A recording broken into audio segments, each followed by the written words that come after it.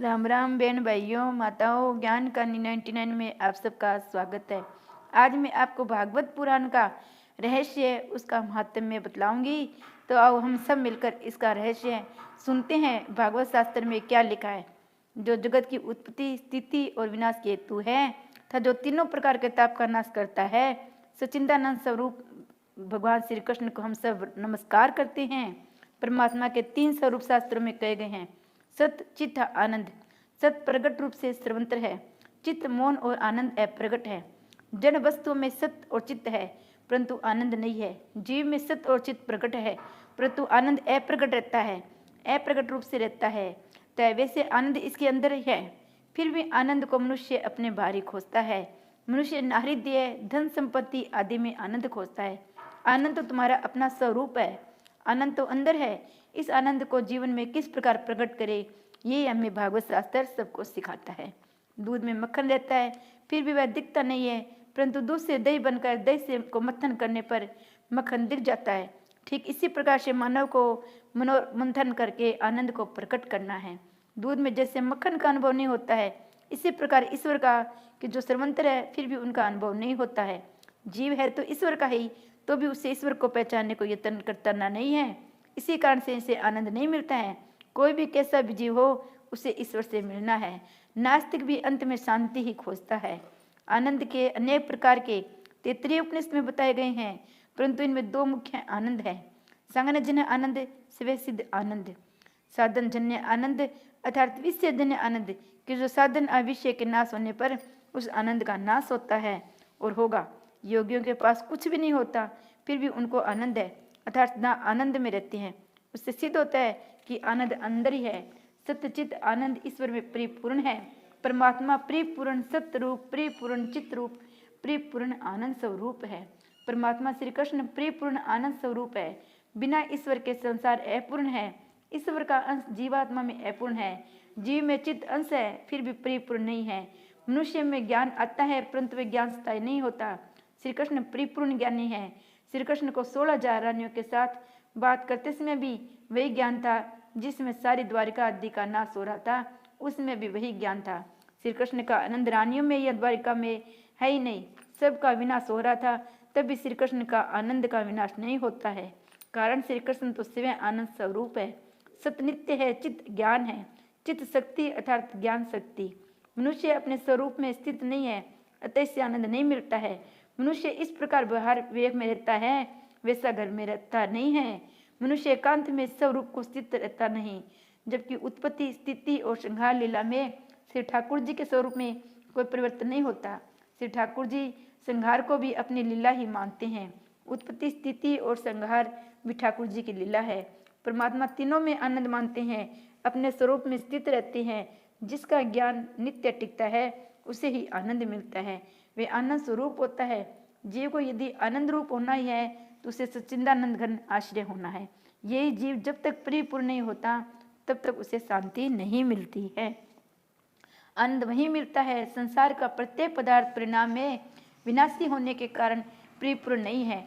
परिणाम स्वरूप ये तो भगवान श्री नारायण है। श्री प्रभु नारायण का जो पहचानता है, उसे नारायण के साथ मन को जो मिलाप करता है, उसी का मन नारायण के साथ एक होता है।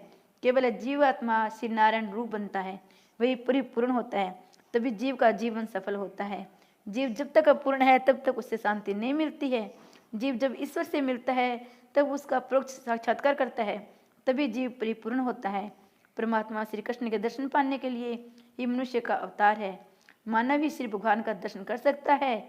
पशु को तो अपने स्वरूप का भी भान नहीं है, तो वह बेचारा परमात्मा के दर्शन तो करे ही कैसे। परमात्मा के दर्शन के बिना जीवन सफल नहीं होता है। जो परमात्मा का दर्शन करता है उसी का जीवन सफल है। ये जीव अनेक वर्षों से भोग भोगता चला आ रहा है, फिर भी उसे शांति नहीं मिलती। ये शांति तो तब मिले जब जीव को परमात्मा के दर्शन मिले। श्री कृष्ण परमात्मा के दर्शन के बिना जीव को परिपूर्ण शांति नहीं मिलती है। दर्शन 3 प्रकार के शास्त्रों में बताए गए हैं। सपन में प्रभु की झांकी होती है, यह साधारण दर्शन। मंदिर और मूर्ति में परमात्मा के दर्शन हो तो यह मध्यम दर्शन है। ईश्वर का अप्रोक्ष दर्शन ये एक उत्तम दर्शन है। परमात्मा का अप्रोक्ष साक्षात्कार जब होता है तब जीवन सफल होता है। वेदांत में साक्षात्कार के 2 प्रकार कहे गए हैं। प्रोक्ष ज्ञान व अप्रोक्ष ज्ञान। ईश्वर किसी एक स्थान पर है ऐसा जो माने वह प्रोक्ष साक्षात्कार है। ईश्वर के बिना कुछ नहीं है, ईश्वर ही सब कुछ है। मैं भी ईश्वर से भिन्न नहीं हूँ, यह ईश्वर का अप्रोक्ष साक्षात्कार है। जिसे मैं स्वयं ब्रह्मा हूँ ऐसा ज्ञान होता है, उससे साक्षात्कार हुआ ऐसा कहा जाता है, माना जाता है। देखने वाला ईश्वर को देखते ही ईश्वर में बनता है, तभी उसे ईश्वर को अप्रोक्ष साक्षात्कार होता है। ईश्वर का ही सब में अनुभव करते करते एक रूप हो जाता है, वही ईश्वर के परिपूर्ण स्वरूप को जान सकता है। वेदांत में इसी का अप्रोक्ष साक्षात्कार कहते हैं। ईश्वर जगत में किसी एक स्थान में यह भी ज्ञान अपूर्ण है।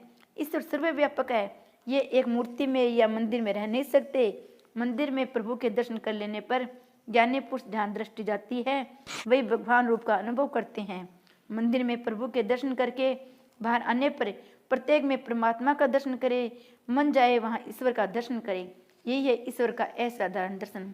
जो परमात्मा मुझ में है वही सब में, इस प्रकार अखिल जगत इसे ब्रह्म स्वरूप दिखता ही वैज्ञानी है। सब में परमात्मा का अनुभव करते उसे अपने स्वरूप में परमात्मा का अनुभव होना है। परमात्मा के प्रोक्ष दर्शन से कोई विशेष लाभ नहीं होता है, परंतु जीव जब परमात्मा का अप्रोक्ष दर्शन करता है तभी कृतार्थ हो जाता है। ज्ञानी पुरुष को तो अपने स्वरूप में भी श्री भगवान दिखते हैं। ये अद्वितीय है। श्री कृष्ण की लीलाएं इसलिए हैं कि लीलाओं का चिंतन करती गोपियां अपने स्वरूप में भी परमात्मा का अनुभव करती है। लीला देखने में गई मैं भी होगी लाल। गोपियों के अपने स्वरूप का विस्मरण हुआ और कहती मैं ही श्री कृष्ण हूँ। अपने प्यारे का सब में अनुभव करती हुई गोपियाँ श्री कृष्ण में बनी है। जिसे अपने अंदर परमात्मा का दर्शन होता है वही जीव परमात्मा में मिल जाता है। अपने अंदर जिसे परमात्मा दिख जाते हैं इसके बाद वह जीव ईश्वर से जुदा नहीं पा सकता, वही ईश्वर में मिल जाता है। ये श्री भागवत का फल है। ज्ञानी ज्ञान से परमात्मा का अप्रोक्ष साक्षात्कार करते हैं, जबकि वैष्णव भगत प्रेम से परमात्मा का अप्रोक्ष करते हैं।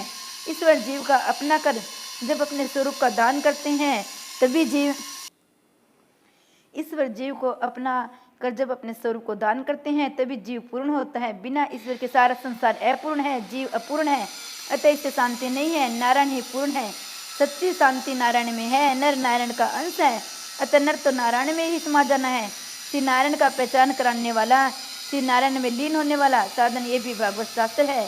जीव नारायण का अंश है, इसे तो इसी में मिल जाना है।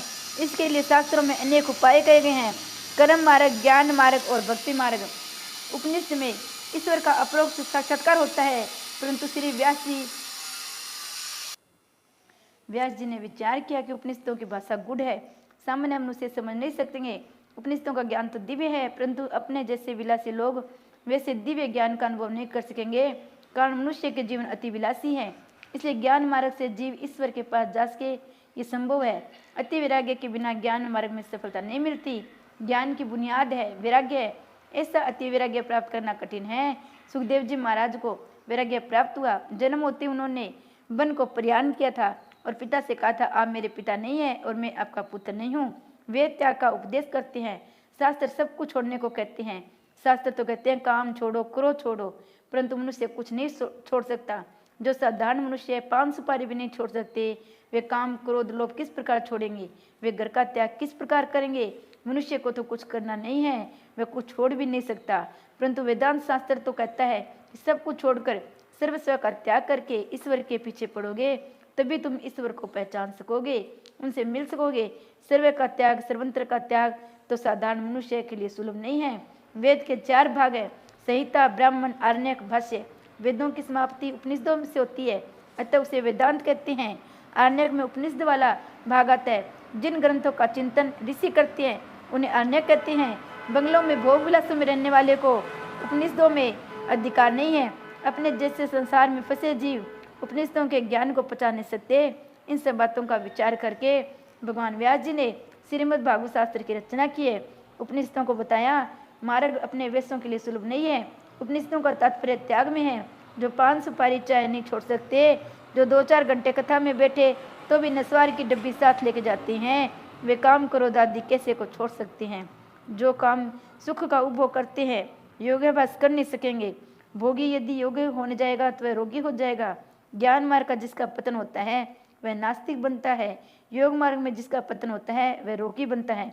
भक्ति मार्ग में जिसका पतन होता है वह आसक्त बनता है। कलयुगी मनुष्य योगाभ्यास नहीं कर सकता।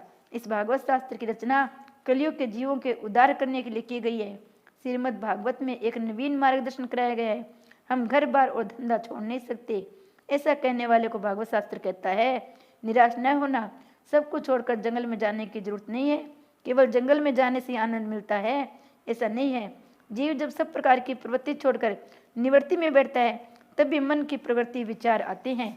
श्रीमद् भागवत शास्त्र का आदर्श दिव्य है। गोपियों ने घर नहीं छोड़ा, गोपियां घर का काम करती थी। उन्होंने सब धर्म का त्याग नहीं किया, वे वन में नहीं गई, फिर भी वे भगवान को प्राप्त कर सकी।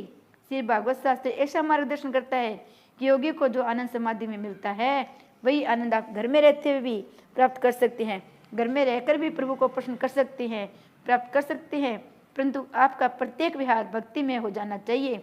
गोपियों का प्रत्येक विहार ही भक्ति में बन गया था। घर में रहकर श्री भगवान का दर्शन करती थी गोपियों को घर में ही परमात्मा का दर्शन हुआ। गोपियाँ यही मानती थी जहाँ हम जाती हैं हमारा श्री कृष्ण हमारे साथ है। बज्र में ऐसी गोपियों का दर्शन करके उद्धव जी का ज्ञान गर्व उतर गया था। गोपियों के सत्संग के बाद उद्धव जी भी कहने लगे नंद बाबा के बज्र में रहने वाली इन गोपियों के चरण रज को मैं बारंबार प्रणाम करता हूँ, इसे मस्तक पर चढ़ाता हूँ। अरे इन गोपियों को भगवान श्री कृष्ण की लीला कथाओं के संबंध में जो गुणगान किए हैं वे तीनों लोगों को पवित्र कर रहे हैं, वे सदा सर्वदा पवित्र करते रहेंगे। गोपियाँ सब में श्री भगवान को निहारती है। वे कहती है इस वृक्ष में, लता में, फूल में, फल में मुझे मेरा प्रभु दिखता है, मेरा कृष्ण तो मुझे छोड़कर जाता ही नहीं है। गोपियों को घर में ही श्री परमात्मा का साक्षात्कार हुआ है। श्री भगवत में कहा है घर में रहो, अपने विहार करो, फिर भी परमात्मा को प्राप्त कर सकोगे। घर में रहना पाप नहीं है, परंतु घर में को मन में रखना पाप है। सबको साधु होने की जरूरत नहीं। यदि आप सब संन्यास ले लेंगे तो साधु सन्यासियों का स्वागत कौन करेगा, उनका सम्मान कौन करेगा। गोपियों की प्रेम लक्षणा भक्ति ऐसी दिव्य है, उनको घर में रहते हुए भी प्रभु की प्राप्ति हुई है। श्री कृष्ण रूप बनी है। इस प्रकार श्री कृष्ण में जिसका मन मिलेगा वही श्री कृष्ण रूप हो जाएगी। ऐसा अलौकिक भक्ति मार्ग का भगवान व्यास नारायण इस भागवत शास्त्र में वर्णन करेंगे। इसी भक्ति द्वारा परमात्मा का साक्षात्कार होगा। श्रीमद् भागवत आपके प्रत्येक विहार को भी भक्ति में बना देंगे। भागवत विहार और परमार्थ का समन्वय कर सकेगा। आपको घर में भी वही आनंद देगा जो आनंद योगी बन में बैठकर भोगते हैं। योगी समाधि में जैसा आनंद पाते हैं वैसा आनंद गृहस्थ को भी प्राप्त हो सकेगा। इसलिए भगवत शास्त्र की रचना की गई है। संसार के विषय सुखों में प्रति वैराग्य हो, प्रभु के प्रति प्रेम जागो, ये श्रीमद् भागवत शास्त्र की कथा लीलाओं का उद्देश्य है। भागवत कथार्थ भगवान को मिलने मिलाने का साधन, संतों का आश्रय लेने वाला संत बनता है, भगवत को आश्रय लेने वाला भगवान बनता है। भक्ति केवल मंदिर में नहीं अपितु जहाँ भी बैठ जाओ वहीं हो सकती है। इस भक्ति के लिए कोई स्थान समय की जरूरत नहीं है। भक्ति तो 24 घंटे करनी है। भक्ति का समय और भोग का समय ऐसा जो भेद रखता है वह भक्त नहीं कर सकता। भक्ति सतत करो, निरंतर करो, 24 घंटों ब्रह्म संबंध बनाए रखो। हमेशा ध्यान रखो, सदा सावधान रहो कि माया के साथ संबंध न हो जाए। जब वासुदेव जी श्री कृष्ण को मस्तक पर पधारा उनका ब्रह्म संबंध हुआ, जिससे उनके हाथ पैर की बेड़ियां टूट गई, परंतु योग माया को लेकर जब वापस पहुंचे तो फिर बंधन में पड़ गए। वासुदेव जी का ब्रह्म संबंध तो हुआ, परंतु इसको टिकाए न रख सके। ब्रह्म संबंध को टिकाए रखना चाहिए, ईश्वर का स्मरण छोड़ना नहीं चाहिए। वैष्णव भगत को भगवान के साथ खेलते हैं। जीव जो क्रिया करते हैं ईश्वर के लिए करता है, उसका प्रत्येक क्रिया भक्त बन जाता है। भक्ति का विषय संबंध मन के साथ है। जिसके साथ भक्ति मन से नहीं होती, तन से सेवा करने की जरूरत नहीं है। मानसिक सेवा श्रेष्ठ है। साधु संतों मानसिक सेवा में तन में रहते हैं। यदि ऐसी सेवा मन में हो जाए तो जीव कृतार्थ होता है। भक्ति मार्ग को आचार्य गोपियाँ हैं, उनका आदर्श मन और आंखों के सामने रखो। ज्ञान मार्ग से, योग मार्ग से जिस ईश्वर का आनंद अनुभव होता है उसी आनंद को अनुभव इस भक्ति से सहज प्राप्त करना है। ज्ञानी योगियों को जो ब्रह्मानंद प्राप्त करता है वही इस साधारण जीवात्मा को भी प्राप्त हो। इस उद्देश्य से श्रीमद् भागवत की रचना की गई है। हमने भगवान का स्वरूप बताया है कि भगवान कैसे हैं। श्री विष्णु भगवान ने की जय। भगवत शास्त्र हमें यही सिखाता है, मन से भगवान की पूजा करो, मन से भगवान को रटो तो भगवान हमें जरूर मिलेंगे।